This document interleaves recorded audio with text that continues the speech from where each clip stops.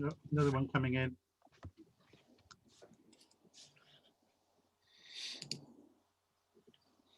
Over to you, Martin. Okay, well, welcome everyone. Thanks for joining this lecture. For those that don't know me, I'm Martin Daniels. I've been a ringer at Romsey Abbey for 36 years, and I've also been tower captain at Sherfield English for about 4 or 5 years, I think. I was taught to ring by my father when I was about 15 years old at a 6-bell tower called Finchampstead in Berkshire.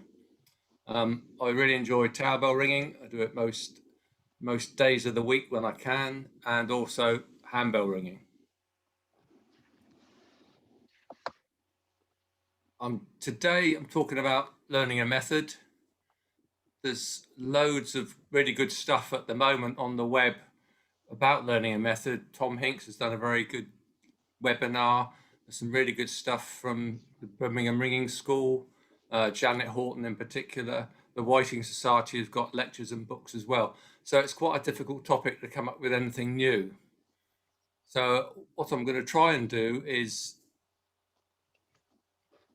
go through how do we learn a bit. What actually is a method? I'm going to try and go through an exploration of how we developed all our learning aids.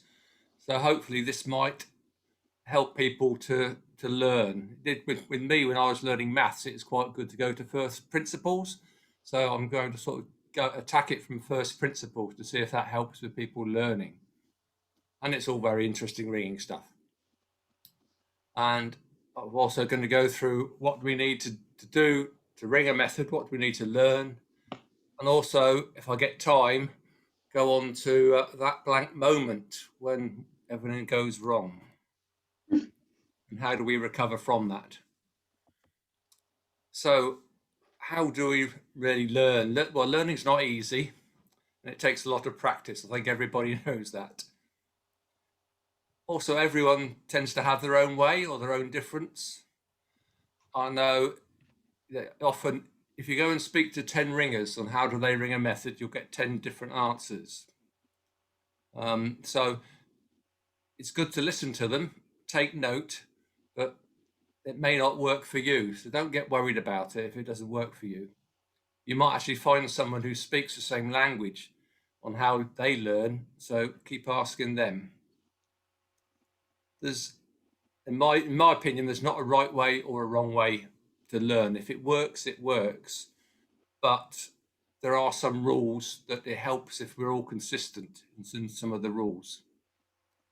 Also, the more you learn, the easier it gets, and then that develops more brain capacity to go on to the next method and more difficult things. So how do we learn? I'm in no way an expert on this, but there are 4 basic ways I think. There's visual learning, where you sort of learn patterns and graphs and diagrams in your brain and you can draw them back visually. There's oral learning, where you recite to yourself or to other people if you want. There's the actual repetition of doing the actual activity. So that's actually on the end of a rope ringing the method. Then there's also visualization of the activity, which sportsmen do quite a lot, where you're sat in your home, but you actually visualize yourself ringing the bell, pulling the bell the right amount. Where am I going next? Thinking the whole process through to yourself.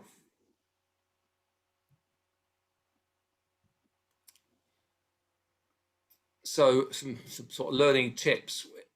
It helps, I believe, if you have more than one of these ways of learning in your head.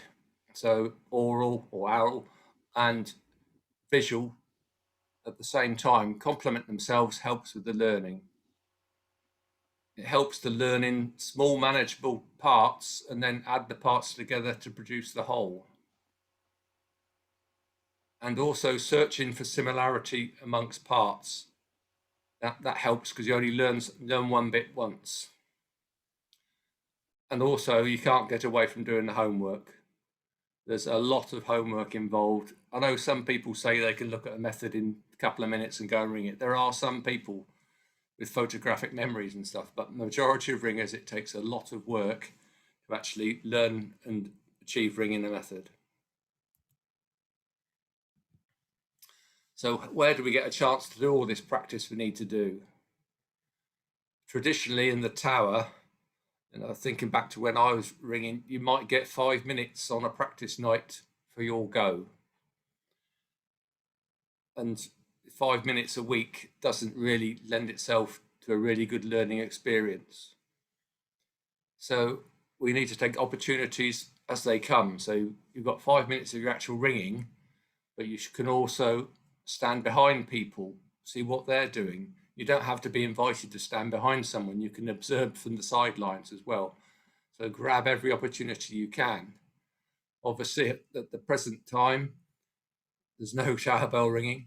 So ringing room gives us the same opportunity. You don't have to be pushing the key to be watching what's going on. So you can still stand behind in ringing room. And hopefully in ringing room, you get more opportunity to have a go yourself. The main part of learning for me in particular, when I'm learning a method, is at home. It's writing the method out on a bit of paper, reciting it, getting people to test you on your play spells and things like that. And also nowadays virtually, there's loads of ringing aids, like software like Able, Mabel, Virtual Belfry, and there's lots of apps for the phone like Methodology or Iograms. And now I want to sort of start the journey of exploration. So I want to introduce to what is a method before we try to learn it. What is a method, and how we sort of develop from this method to the blue line and the circular work and things that we actually learn to ring the method. So what actually is a method? This could be a whole talk in itself, but I'm just going to give you some simple basic rules that we're going to use today. So a method is a series of rows in which a bell rings once. It starts with rounds, it ends with rounds, there's no rows are repeated, and the bell can only change from its position by one place or stay in the same place. So that's quite a simple rule, and that's moving up, down, or staying in the same place is quite a fundamental rule, and it works all the way when you're ringing. Now, what is a specific method? How do you define that? Well, we give it a name, like Romsey Abbey Surprise Major. That's different to Romsey Surprise Major, basically because it's got a different name. So the method name is built up of a unique first part of the name. There's then the ringing class, which could be surprise, treble, bob. This tells us certain rules about the method. You can only have places in certain places. It's also quite good, and it gives us an indication at what the treble path will be. In surprise, for example, the treble will follow a treble bob path. Then the last part is quite important. It tells us how many bells are ringing. So if we're ringing a method, we need to know how many working bells we've got. So again, that's minimus is 4 bells, doubles 5, minor is 6 bells, triples is 7, major is at 8, etc., etc. These methods traditionally used to be published in books, in full, in light, with numbers all out. They're also nowadays more often found in the Central Council Internet Library called Complib, which has got every single method that's ever been rung and all new methods as they are being run. I put on that website. So let's have a look at what we get in a book. This is a shot of the ringer's diary. So we've got a couple of methods there, 3 methods there. Got plain bob minor here, written out in full. And on this side here, there's these little numbers here, which is the place notation for plain bob minor, which is what we'll use to develop the numbers, all this work from the method. Now, place notation, interestingly, it was developed by John Carter of Birmingham. He wanted to make a mechanical ringing machine, and as part of that, he had to work out how is he going to get it to ring methods, and he produced this place notation, and it's still the same place notation that today is used by all the software from a library which was based on place notation and in a language or a format called microcyril, which is actually developed by Andrew Craddock, who rings at Hursley. So now we'll go and have a look at plain Bob minor. So we'll build this up from first principles. So we start with rounds, and the place notation tells us that the next row is generated by doing a cross maneuver. So that means that bells, there's no places made, everyone changes. So the treble can only go up, it can't stay in the same place. The second has to fill the gap by the treble because there's no other bell that can do it. The 3 and the 4 cross over in the same rules, 5 and 6 cross over. So we've generated the first row, plain Bob minor. Next place notation is 1, 6. This means that places are made in the 1st and 6th place, so that bell stays the same and that position stays the same. We then cross all the other bells because again the treble can only go to one place, it can't stay where it is, so that moves up to 3rds. The 4th has to go into 2nds, similarly with the other bells. The 5th stays in 6th place, the next row. It's a cross, so all the bells cross again as before. Now if we just bring all the rest of the place notation in, we just keep repeating these operations as per the rules that we've got. So we've done a place and a cross, 1, 6, cross, 1, 6, cross, 1, 6, cross. We then got the treble down to the front again. And if you note, if we do a cross here, we'll come back to rounds. So that would be plain hunt minor. So by doing the place notation tells us to do 1, 2. So the treble stays in the same place. The bell that's in 2nd place stays in the same place. All the other bells can't make places, so they end up swapping. So we've now produced one lead, the first lead of plain Bob minor. If you notice, it's all plain hunt apart from this last row. It's the only difference in plain hunt, it's just that one row there. And that's quite an important thing to grasp, that everything is basically plain hunt. So if we repeat this 5 times, we get a plain course of Bob minor. So how on earth are we going to remember all of that? And this is only 60 of the 720 possible changes we could ring of Bob minor. Now some clever ringers there say, well, why not use the place notation while you're ringing, like we've just generated the method. This can be done, and some ringers do it. But it does involve, to do it successfully, you need to know a little bit more about the method and construction to be able to do it and not go too haywire.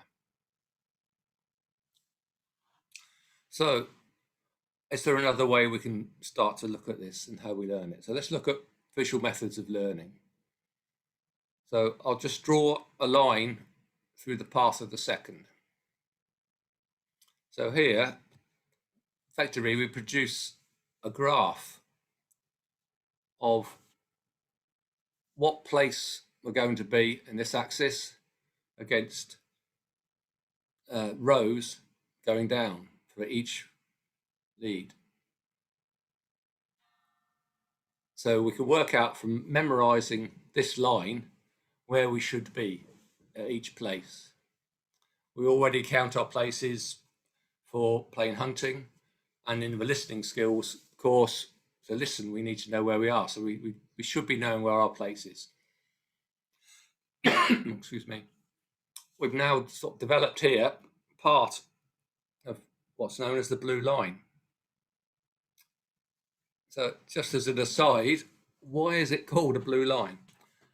And this goes right back to when sort of method ringing started really kicking off and people wanted to learn new methods. So Jasper Snowden produced a book called Diagrams, which I expect everyone knows about. And there's a shot here of a 1922 edition of Diagrams, and it's got the method drawn in a blue line. And from then on, ringers have always called it the blue line. So here we've got the blue line drawn out for the second. But we can't all ring the second. So there's 4 other bells that we need to learn. Now, do we need to write out every single blue line for every single starter bell? Hopefully not. That involves a lot of learning and a lot of more brain power. So I want to just go through a few slides showing how can we develop this and the starts of the bells. So if we go back to the second start, it's shown on the left-hand side. If I now highlight the 4th, where the 4th would start in that first lead, here. Now if we look, that is exactly identical to the second lead of the line drawn by the second. Similarly, if I do it for the 6th, that's exactly the same as the next part that the second would ring on the second line. The 4th is the same as that lead. The 3rd is the last lead that the second would ring.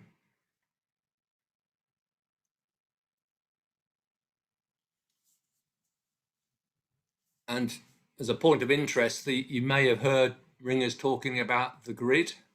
Well, what we've produced here is the grid for plain bob minor. So it's the path of all the bells in the first lead. And what you can see from the grid is you get a good picture of what's happening. So for this top half, well, the top majority of the method, all the lines are straight, front and back. That's plain hunting. So that's all plain hunting. Then you get to this one row here, and we have a fancy bit happens where the bells change direction apart from the bell making seconds. And plain hunting is the backbone of all method ringing. Whatever method you're ringing, it's based on plain hunting with lots of extra bits thrown in. And the more complicated the method, the more extra bits there are. But the basic principle is everyone plain hunts.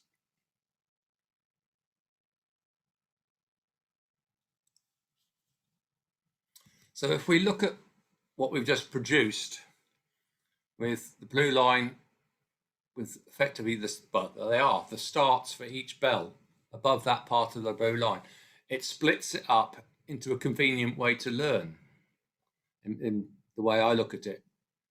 So you can start with the second. It goes in the lead. The blue line then tells us that you're going to move one place higher every single time till you get to the back where you make a place, and then you move one place excuse me, earlier in the row until you get to the point where you need to dodge. And that is, and you have to find this location either by counting or by observing when the treble leads.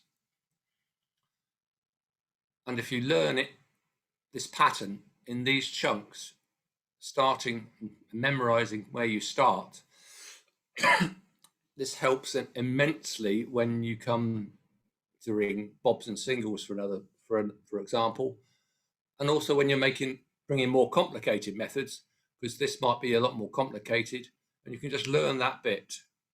and then carry on and just learn one lead and go to bed at night and sleep about it and think about it, then go to the next lead and string them together. So it helps immensely with learning. So I think it's well worth the start learning this way. Martin, one of the ladies has asked you just to explain a little bit more about what a dodge means. If you just quite wait, a good. if you wait for me, I'll be there in a couple of ticks. I didn't mean to say dodge.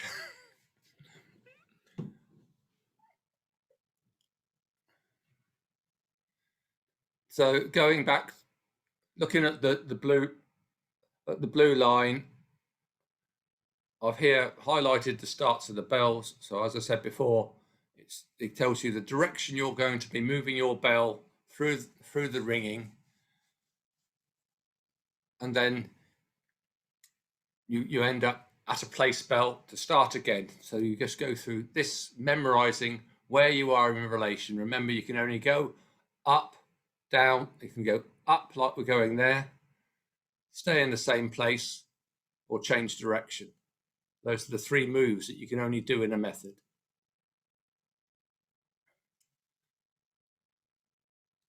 And a tip just for when you set out learning this way to start, odd bells tend to go out, even bells tend to go in. And that applies for loads and loads of methods. And it's easier to use the rule of exception for the ones that don't do it.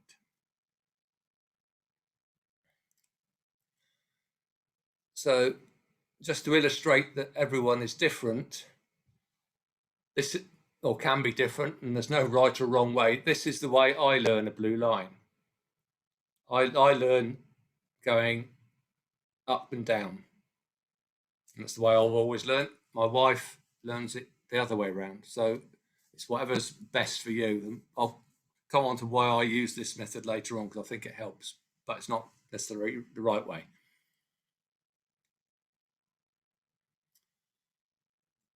So what can we learn so far? We can memorize a pattern of a blue line, a graph or a roadmap to tell us where we want to go, and the leads where we start. Really, we need something else to help us.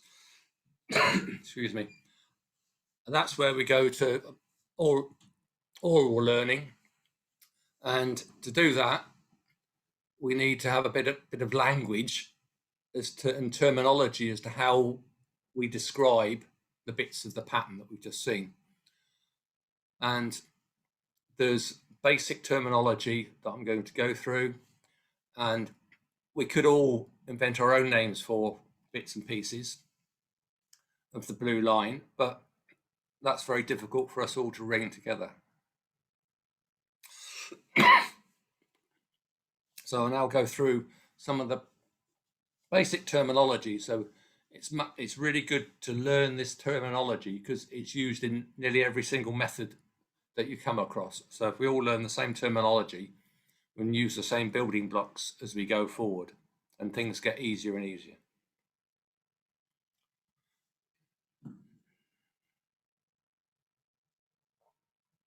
Excuse me. So in this left-hand side script shot, we've just got basically plain hunt. So some of the terminology that we use, and like anything, there's more than one word, but these are the basics. The bell that's ringing first in a row is known as being at the front, and obviously the last in the row is the back. Going from the back to the front is hunting down or hunting in. The lead is 2 blows in lead. We have hunt up or hunt out is going increasing in the number of the row.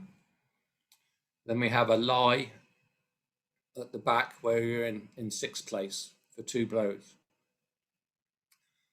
The lead end, for the purposes of this lecture, is the backstroke lead of the treble.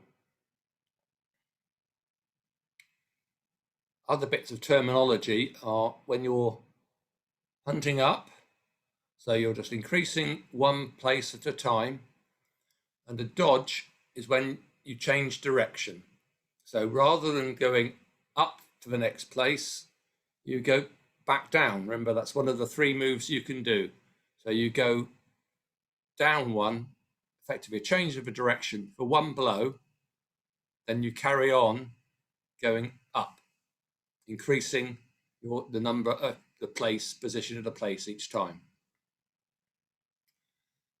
Similarly, on the way down, you're decreasing a place each row.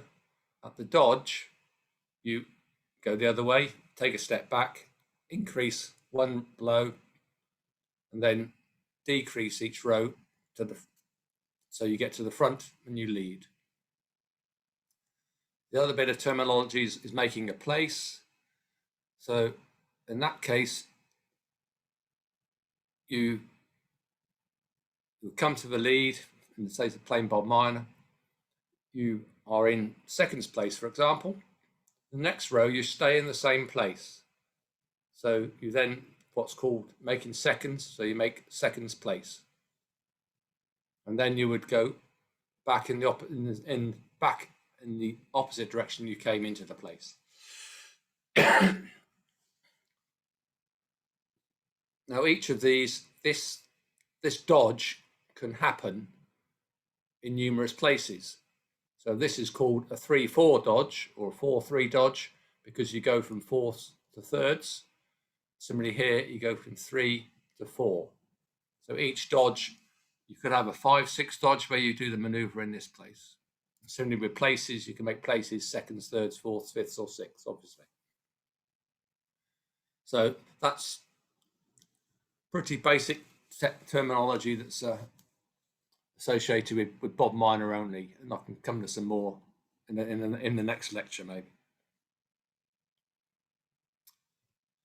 So let's describe the blue line. Starting from the second, we'd hunt down to lead,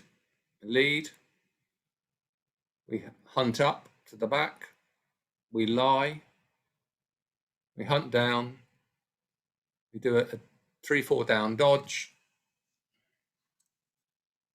and then we actually become 4th place bell. So we then become where the 4th would start.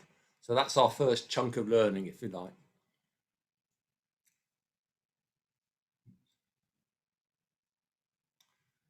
4th place bell starts hunting in, leads,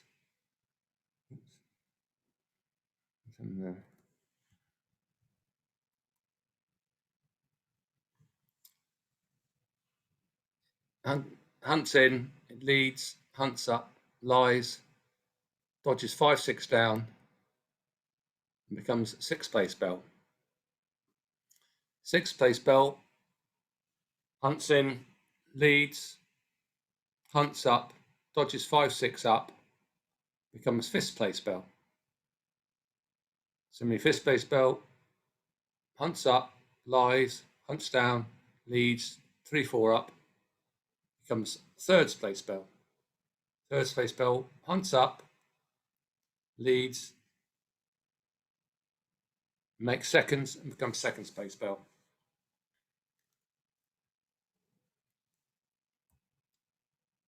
So if we write that out as a list, we've got a lot of hunting up and hunting down. Now we know how to play and hunt up and down, so we can leave those bits out. And we end up with 3-4 down, become 4th place bell, etc., etc. This is more conveniently put and more familiar to us. This then comes into a nice circle of work. And here we've got the place bells. So 2nd place bell hunts, does 3-4 down, becomes 4th place bell. Hunts in, hunts up, 5-6 down, becomes 5th place bell, 6th place bell, sorry. So this circle of work that we're all quite familiar with and told to learn is just generated from talking ourselves through the blue line.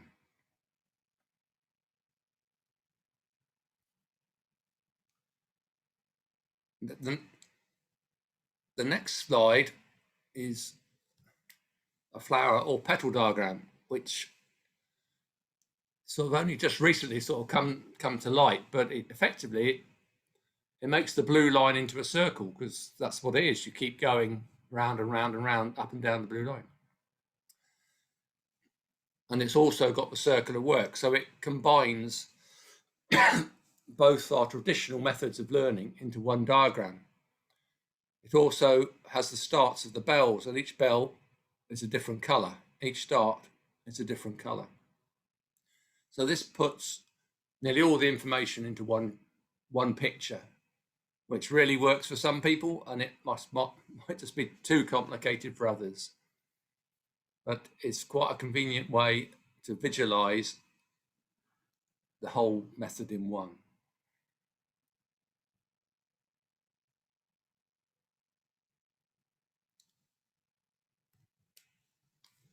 So we've now got enough tools to actually learn the plain course of the method.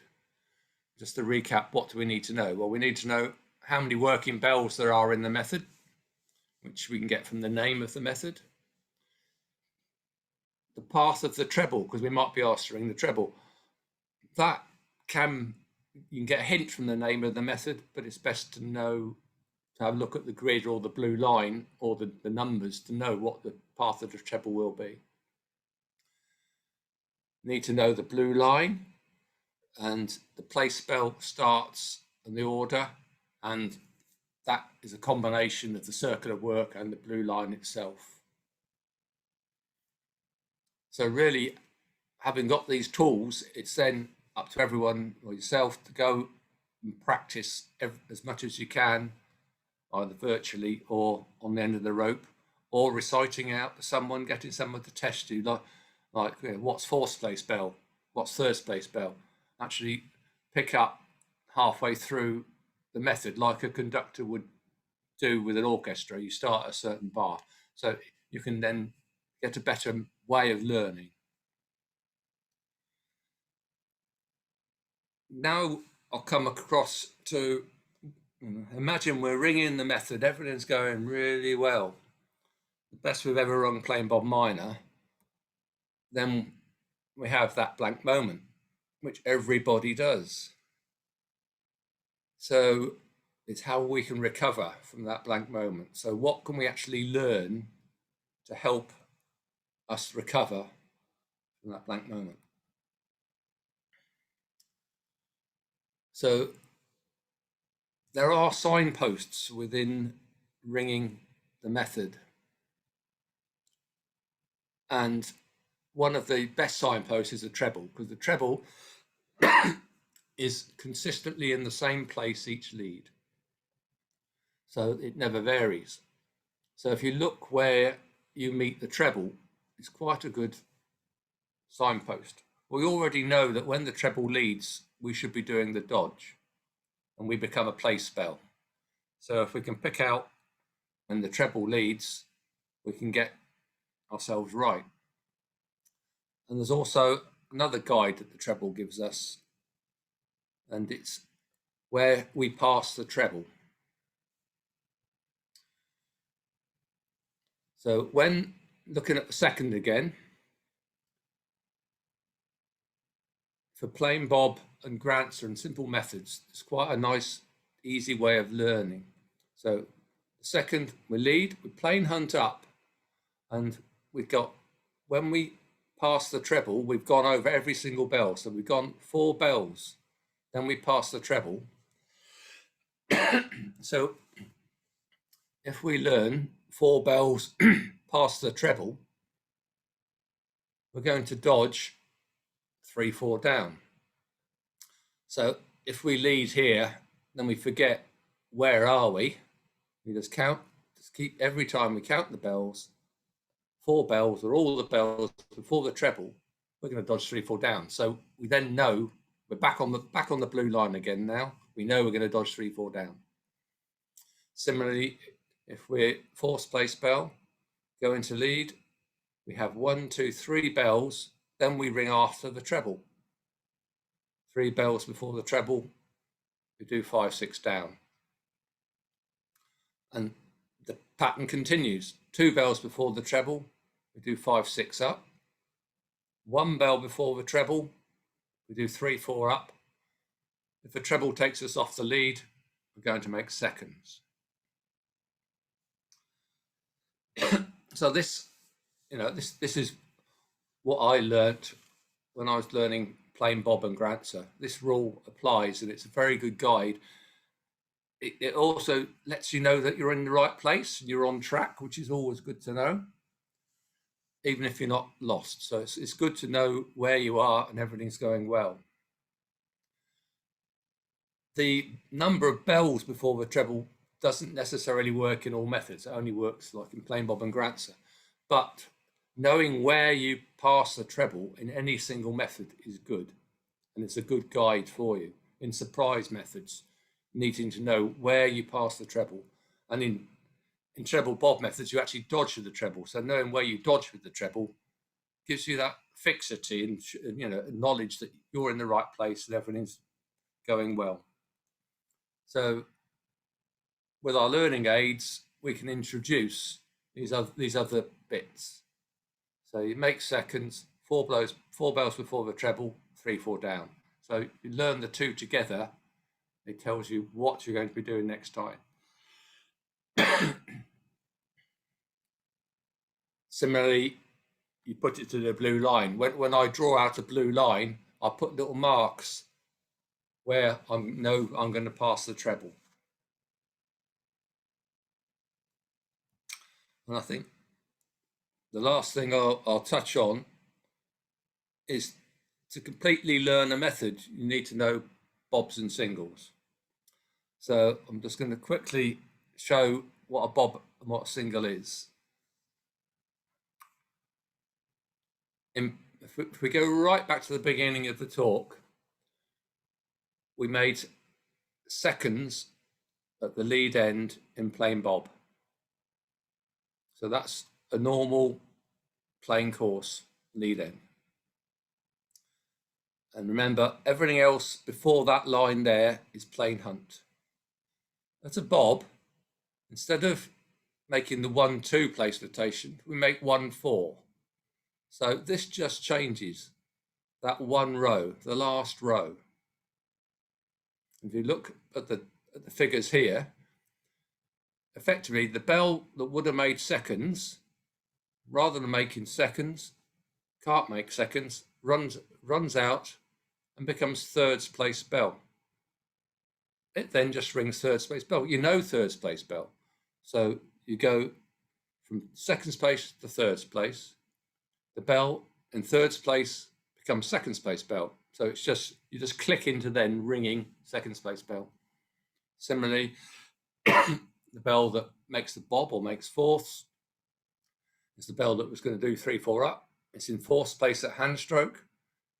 Because it's in fourth place, it stays in fourth place and becomes fourth place bell.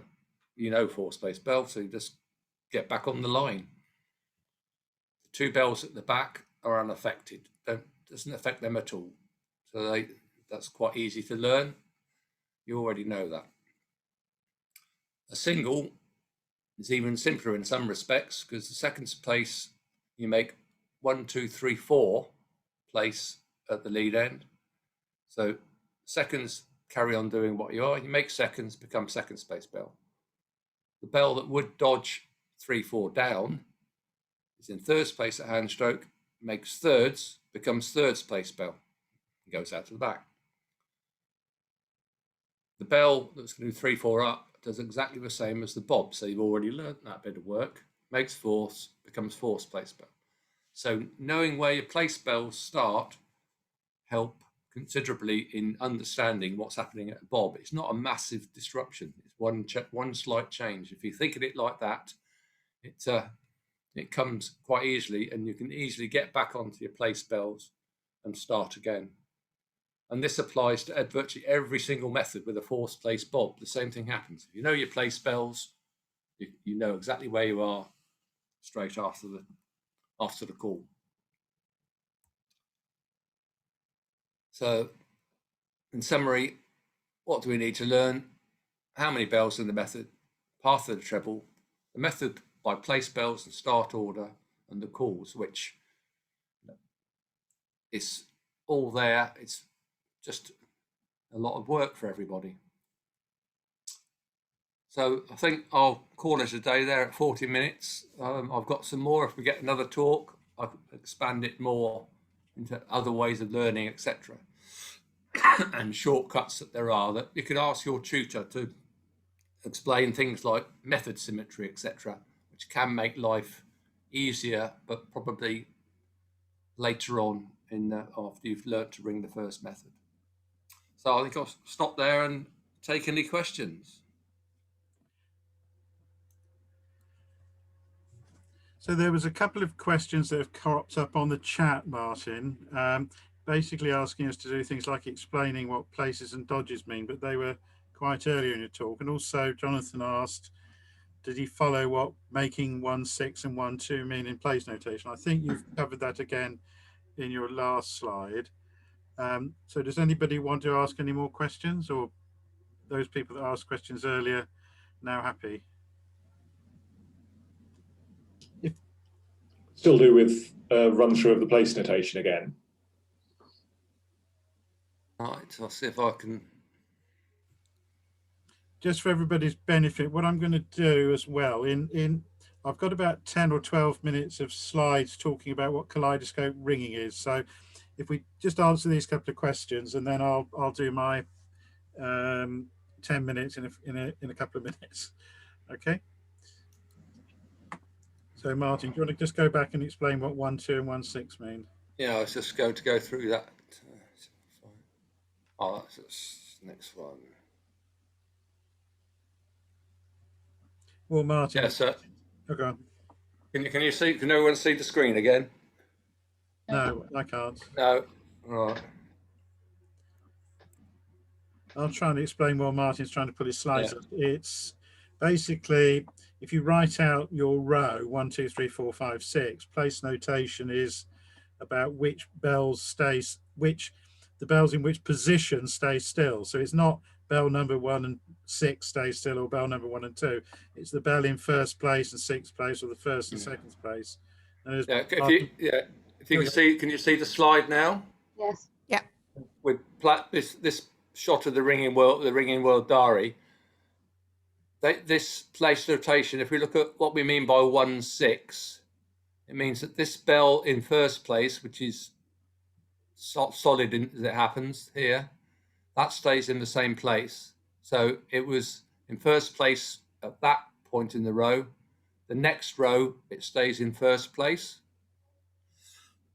So that's the 1. The 6 means that the bell in sixth place, in sixth place here, it stays in sixth place there. And this forces the other bells have to cross because they can't do anything else, because they're not allowed to make a place. That's not necessarily bell number 1 or bell number 6. No, it's by places. So that's place 1, place 2, place 3, place 4, place 5, place 6. So it's the position in the row that defines the place. I recommend going on the internet and Janet Horton's talk on place notation from the Birmingham Ringing School is really good. And also John Harrison, he's got a paper in Ringing Circles, Learning Curves. There's a Learning Curves publication, and John Harrison's got a good thing on place notation there. Okay, thank you. Can I just ask about the dodges and the way you explain them or describe them? So 3-4 up and 3-4 down. I mean, I get this kind of concept, but I'm having trouble retaining that idea. Is that just where it changes So you're going up. So it's actually You're stepping Yes, back. yeah, yeah. 4, 3, 4. I don't Yes. quite understand the way it's described and the way it happens in practice. If you think of it like dancing, I mean, you put one foot forward, then left foot forward, then your right foot, then your left foot, then your right foot, and then in a dance step you might go back one step, and then you might carry on forward. So some people would think of it like that. It's just the way it's described. So, for example, you're going down to the front, and you say 3, 4 down, which makes sense because it goes 3, 4, 3. Yep. When you say it for up, Sometimes to me it's not logical. It's goes fourths, thirds, fourths as an up dodge. So as an up dodge, you'd go up to fourths, step back into 3. thirds, then back into fourths. But it's called 3, 4. yeah, I think it's laziness on the part of ringers. That's what I find confusing because Yeah. So to me it's 4, 3, 4, but you call it 3, 4. Yeah. Yeah. I think a lot of that, like Roger said, it's laziness on ringers, but also it makes it sort of for simplicity. Because you tend to say 3, 4, which is the places, the position in the row that are actually doing the work. That's the bell in third place and fourth place. And when you say up, I just tend to visualize an up dodge. And I think So it's just doing that. And, it's just terminology. I think it's quite good to get used to the terminology because when you go to other patterns, there's a pattern that's known as 3, 4 places, and if you tried to call that 4, 3 places up, I think you start getting really confused. So 3, 4 places up and 3, 4 places down. It's the same sort of terminology, so it's quite useful to learn that a 3, 4 up dodge is that, and a 3, 4 down dodge is that. Yeah. But when you go further in other positions, if you learn it as a 4, 3 dodge or a 3, 4 dodge, you don't need the up or down. And some books you'll see it described like that. Yeah, Martin, I think the simplest way to put it is that the work happens in 3, 4, and what you're doing is it's a sequence of moves that, okay, we're only talking about dodges in place at the moment, but when one gets much more advanced, there are pieces of work that are given a name, and we know immediately that work is done in 3, 4. So as soon as it says dodge 3, 4, we know that it's 4 blows that mean you go up, you step back one place. And often if you watch people ringing, you'll find that when the message goes wrong, the conductor might well shout dodge 3, 4 at somebody, and that person should then immediately work out what they're meant to be doing. So it's just a kind of notation for the bells that are working rather than specifically what they're doing. Yeah. It's a shorthand method of description. Really. Okay. It's important to get it right because when you're conducting, if different things used, if everybody uses the same language, if people have different descriptions for the same thing, the conductor is on a hiding to nothing, isn't he? That people aren't going to understand and be able to put other people right. Any more questions before I go on to my sort of 10 or 12 minutes? Be able to get a copy of these slides because this terminology slide is great for all learning the same correct terminology. If Martin emails me his slides, I'll put them on the Guild website between now and Monday. Yes. I want to go out and do some gardening this afternoon. Oh yeah, not straight away, but that would be fantastic. Thank you. Great. Yeah, I've also got another slide with more terminology for the next time, so I could include that as well. Okay. I'll share my screen if you go out, Martin, and we'll just do a bit on what Kaleidoscope is. So where have I? From the beginning. Can you see that? Hopefully you can. Yep. Right. Kaleidoscope is a term that's been around for a while. Don't think that this is something brand new that the Association of Ringing Teachers is trying to foster on everybody. I learnt to ring as a teenager a long time ago, and one of the ladies who taught me to ring was a lady called Pam Copson, who was my biology teacher at school. She wrote, you're probably familiar with her One Per Learner books, and if you look at that, it wasn't called Kaleidoscope at that stage, but some of the things I'm going to talk about were actually in there. So it's stuff that's been around. There was a guy called Gordon Lucas who died recently who wrote a book on it and developed it a bit further, and he coined the term kaleidoscope. So what I'm going to talk about first of all is bell control, which is what I think kaleidoscope ringing is all about. And we've talked about places and dodges, and when we're ringing, there's a concept called the 3 speeds of ringing. If we're ringing at round speed, we're either moving up one place. With plain hunting, we're moving from first to seconds to thirds to fourths, or back the other way, or we're moving down a place from fourths to thirds to seconds to lead, and so on. So if we are ringing, generally we ring at a speed of about 120 changes every 4 minutes. So that means each bell or each stroke is once every 2 seconds. If we're moving up a place, the bow is ringing slower. It's ringing once every 2 1/3 of a second. And if it's going down a place, it's ringing once every 1 2/3 seconds. So there's quite a difference between moving up a place and moving down a place. And I'm particularly conscious that a number of you will have been relatively new ringers, and you might not have, if you've done some of this online ringing, you're going to find it quite hard to do what you can do online doing it in the tower. So this is an important concept to get across.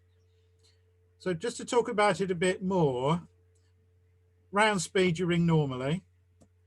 When you move up a place, you've got to pull the previous stroke a bit harder. And I'm going to show you a couple of videos in a minute, filmed, and you can actually see some examples of people pulling harder. You've got to catch the sally slightly lower. If you're talking about a normal bell of say 400 or 500 weight, it's not much. It might only be an inch or two. A bigger bell, significantly more. If you're ringing the backstroke slower, you've got to let a little bit of tail end out. Again, probably just an inch or two on most bells. Really tiny bell, you can get away with it by bending your arms. And you've also got another thing about waiting on the balance. You know, somebody who's relatively new to ringing, holding the bell on the balance for 1/3 of a second is not a particularly easy skill. I mean, ringing it rounds where you're just ringing at the same speed all the time and not moving around the bell is much easier. Moving down a place, you've got to pull the previous stroke less hard. If you pull the previous stroke harder, it's going to go up to the balance and possibly over it. So you've got to pull that previous stroke less hard, catch the sally higher, or take in some tail end. So I'm going to show you 2 videos. This one, just have a look at the ringer on the with glasses and a beard on the right hand side, the white t-shirt and shorts, and just watch his ringing. This was a video, it's on YouTube, so I'm not sure who the ringers are, and if they're upset about me showing them, well, they published the video on YouTube. So here we go. So just watch him ringing the bell, and remember those things I talked about. They're ringing plain bob minor. So he's ringing the second. The guy on the left, who's I was going to say shirt, you can see he's ringing a tenor, which is about 30 hundredweights.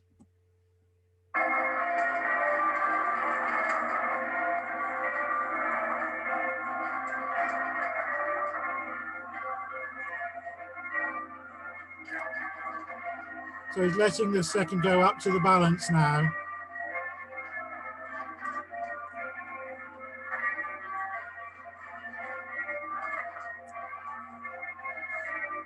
This is an example of how not to do it. So he's ringing the bell quicker now, bending his knees and not letting his arms go up.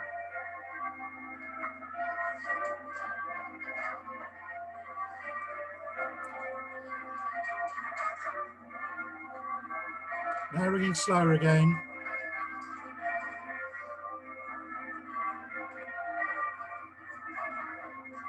Dodging with the tenor, so there we go.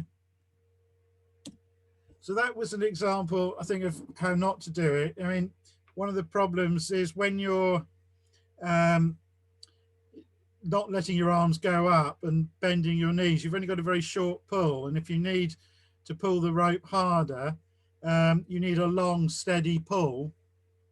So if you look at people who've got good bell control, they actually stand upright, hardly ever bend their knees, and they're doing it by moving their hands on the rope.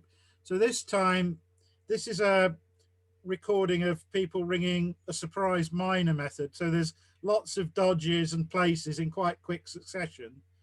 And the chap on the right is ringing a tenor, which is just under 40 hundredweight.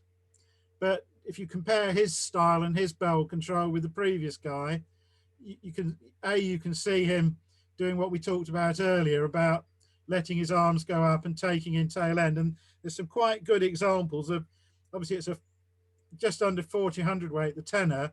He's not just taking in 2 inches, he's probably taking in about 6 inches of tail end, and he does it very neatly. So I think this is a good example of bell control.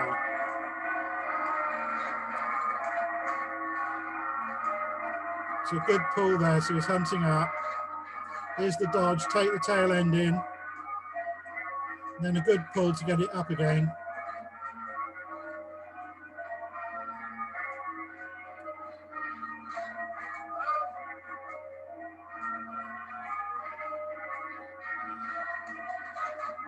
Takes the tail end in. He's going to dodge with a treble, I think. No, he isn't. Yes, he is.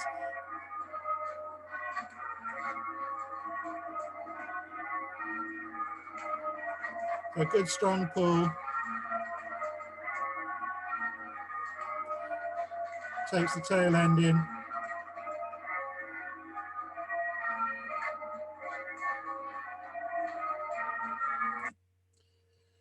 So I hope you can see there that what I was talking about, that when you're ringing a method, especially if you're putting lots of places and dodges, there's quite a lot of bell control that's going on.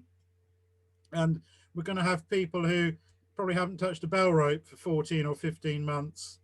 And the idea of Kaleidoscope, it helps people develop their bell control. When I was at school, I played in the village brass band and the orchestra, and a lot of the time was spent rehearsing. And if you think about trumpet players, they spend a lot of time practicing their scales. And I think Martin said earlier, it's about, if you've got a complicated task and you're trying to multitask, it's better to break something down into smaller bits and practice them. So Kaleidoscope is all about practicing bits.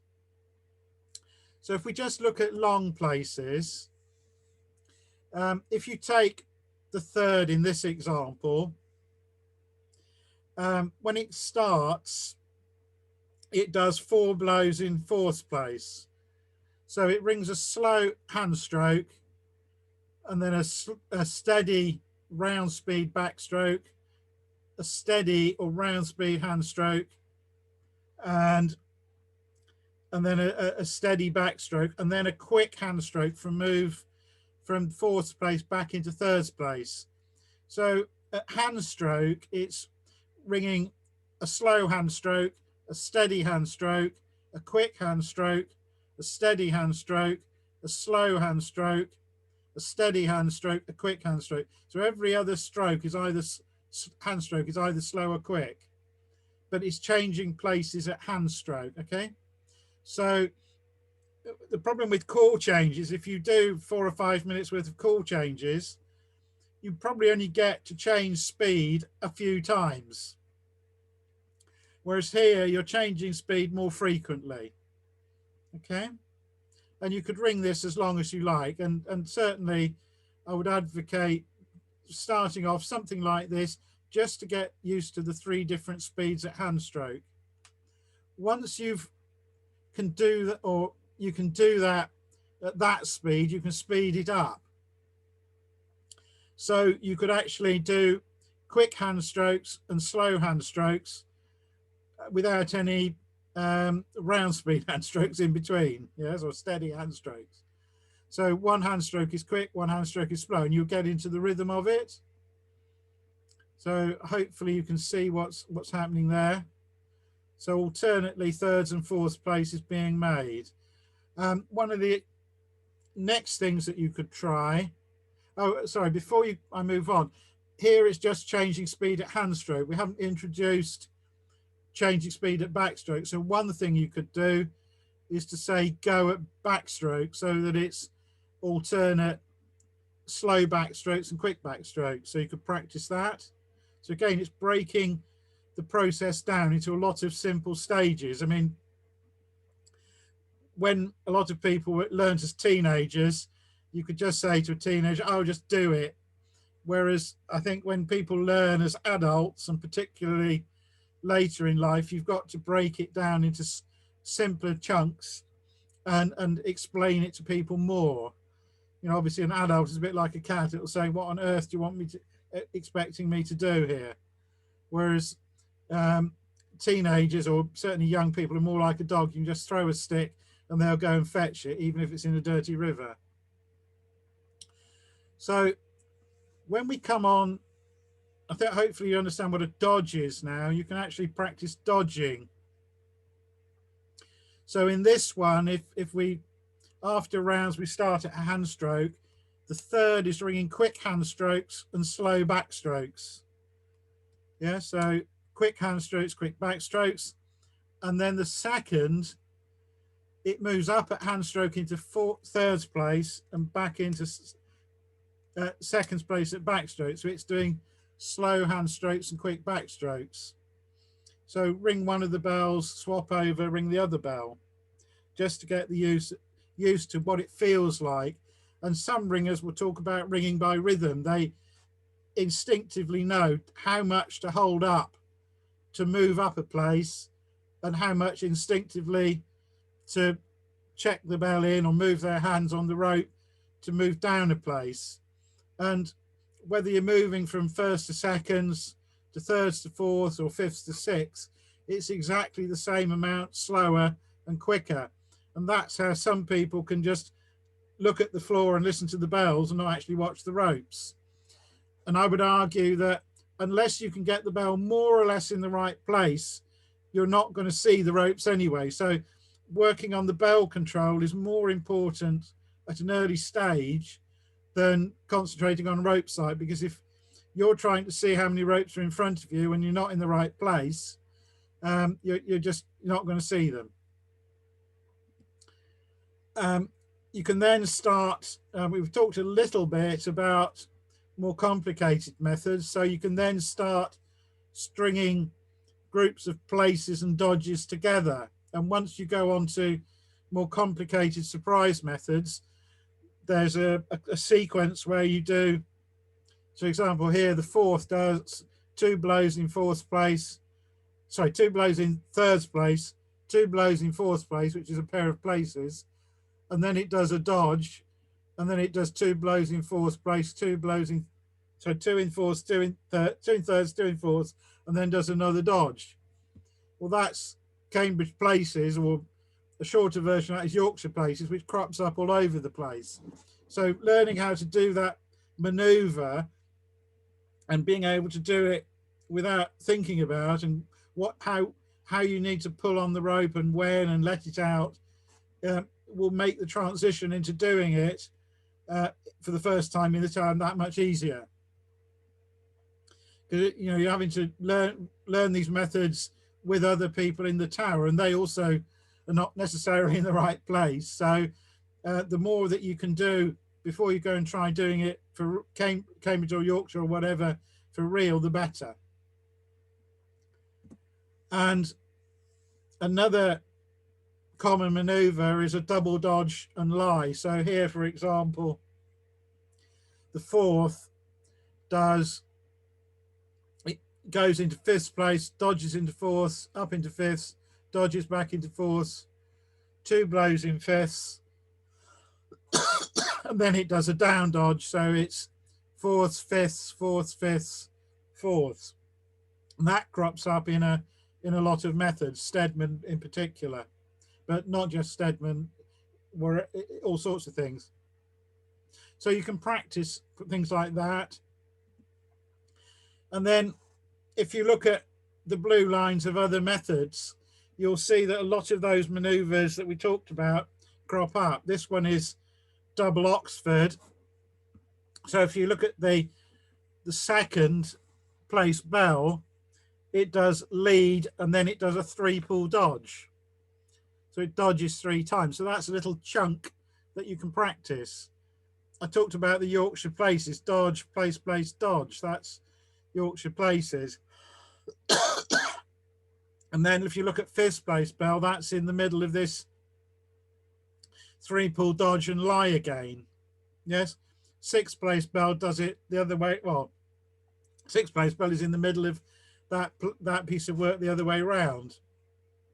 Similarly, fourth place bell and the one that, sorry, sixth place bell obviously does the Yorkshire places, and then you've got the other bell doing the maneuver on the front. So a lot of experienced ringers will learn a method like this. They're learning the individual chunks. So there's 6 pieces of work which are all related to each other. I mean, 2 are identical virtually. One's in 3/4 is on the way up and one's on the way down, and the dodges at the front and the back, they're fairly easy to learn. And you'll find as you learn more methods that all these chunks of work keep appearing in all sorts of different methods. So once you've got a few of them under your belt, you'll find that you can put them together in different combinations to ring other methods. So you don't have to learn another method from scratch. And that's how people can ring 20 or 30 methods just by looking quickly at a blue line and work out the relationship. So I think Kaleidoscope is a very useful way of teaching people the skills that they need to learn methods. And I think if we talk about the benefits, there's 2 quotes here. Somebody says, you're not born with skills, you have to acquire them. And you know, if people can just automatically go and ring a method without practicing, then really they're obviously very clever. I think 90% of people or 95% of people just can't walk into a tower and ring a method straight off. It does require a lot of practice.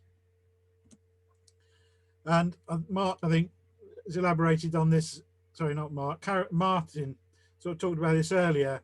It's no good sitting in the corner and thinking you can't do it. Don't be afraid. You can do it. And I've known over my ringing career a lot of people who you would have thought never been able to ring surprise methods that after time they could. So, you know, it's overcoming the mental block, having a go, and then breaking it down into a lot of small and manageable chunks and working through them one by one. And when we're ringing, it's understanding the theory of the method, it's understanding what you need to control the bell, and it's obviously being able to hear your bell, and then obviously being able to keep right when other people are going wrong. Okay, so one of the things that's going to be happening over the next few months, I think we'll gradually be allowed back in our towers, probably a bit sooner than some people think. I think probably certainly by May, we should be able to go back into our towers in small numbers of people. And I know a number of towers have got simulators. I know you've got one at Romsey, there's one at Hursley, there's one at Lockerley, we've got one at Alsford. So a small group of people can go back in the tower and practice with a simulator, and just they could practice ringing Kaleidoscope on a simulator. At Alresford, before lockdown, we used to have a Tuesday morning practice for some of our older ringers, and we just used to ring 3 or 4 bells with a simulator, and then the simulator would fill in the other missing bells. So we could do things like plain hunt on 3 or plain hunt on 4 with the simulator ringing 4, 5 or 6 or 5 and 6. So we could go in and practice with a simulator. And certainly we're thinking of doing that as soon as we're able to. And I talked to the people in the Central Council on Thursday.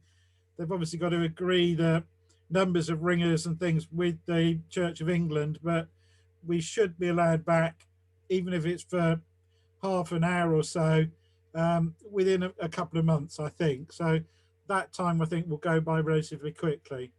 And when eventually the restrictions are finally eased, people will be prepared to go back, because we'll have lost quite a lot of, I think some people will be quite apprehensive and lost a lot of their muscle memory. The other thing you can do is you don't need a simulator. If it's just a tied bell and 1 or 2 of you, you can just practice setting a bell 10 times at hand stroke, at back stroke, setting it on both strokes. Holding on the balance is another sort of important skill, because you don't need to set it if you're ringing a method, but just practicing ringing different bells and holding them on the balance would be a useful skill to practice in the period when we can go back in small numbers but not hold a practice with a tower full of people. Even just practicing ring a bell up and ringing it down is useful bell control practice. Okay. If you want to learn more about ringing big bells, Julia Cater, who I think learned to ring at Sparsholt a long time ago, did a talk for the St Martin's Guild in Birmingham.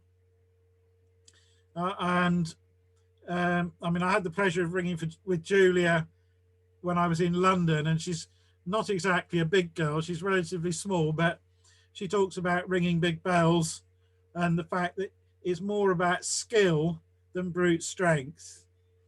Okay. So you can, if you search on the survival and recovery toolbox and learning opportunities, you'll come across it on the survival and recovery website. Or if you go to the St Martin's Guild website and look for how to ring big bells, the video's there too. So just a quick plug for future webinars.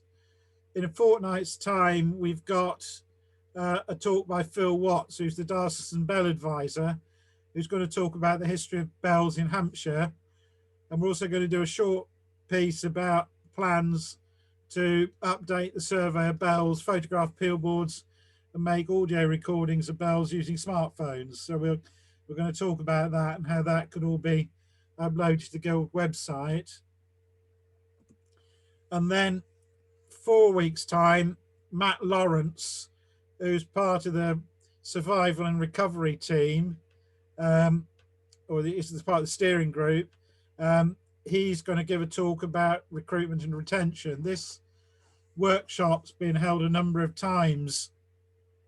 It was around pre-COVID, but it's been quite popular during lockdown, and that will help. I think in the Winchester district, we've just in the process of doing a survey of the towers, and what's quite not striking is that 2/3 of the towers that have responded think that they're going to have a problem with recruitment and retention. We asked people to score how difficult they thought it was going to be on a scale of 1 to 10. I think the average score at the moment is 3 or just under 3. And it's the age profile of the band. I mean, 60% of the ringers in our towers are over 60, and another 30% are over 40. So we haven't really got very many young ringers or even young families ringing at the moment. And that's something we need to think about going forward. So thanks for coming. So I'll open it up for any more questions. Roger, can I just add, before we actually start going and ringing bells, we need to make sure we've inspected the bells in the upstairs. Yeah. definitely. But I think Martin Barnes was lurking on there. I think if you haven't got a steeplekeeper who's confident, we can always find somebody to go and help you.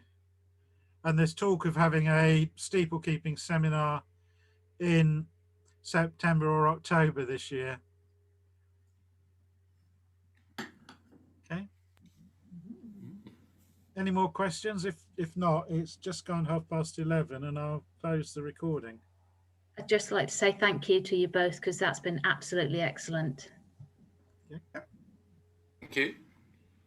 And we did talk briefly about what we do after Easter. I mean, the Guild feels that the emphasis needs to be on the districts to come up, and there's some discussions that should be taking place in your districts about what you'd like to do after Easter. I think rather than us tell you what, it's important that you tell us what you'd like to see and what help that you would need in your towers. There's obviously going to be a period of several months, I think, April, May, June, when you won't be able to fully go back and hold practices. And obviously, if the vaccination program doesn't go ahead as fast, then it may be later than June or July when we get back. Okay. All right. So thanks all for coming. And if you'd like to come in a fortnight's time, or a month's time, we look forward to seeing you. Okay. Thank you very much. Yeah. Thanks a lot. Bye. Bye. Bye. Bye.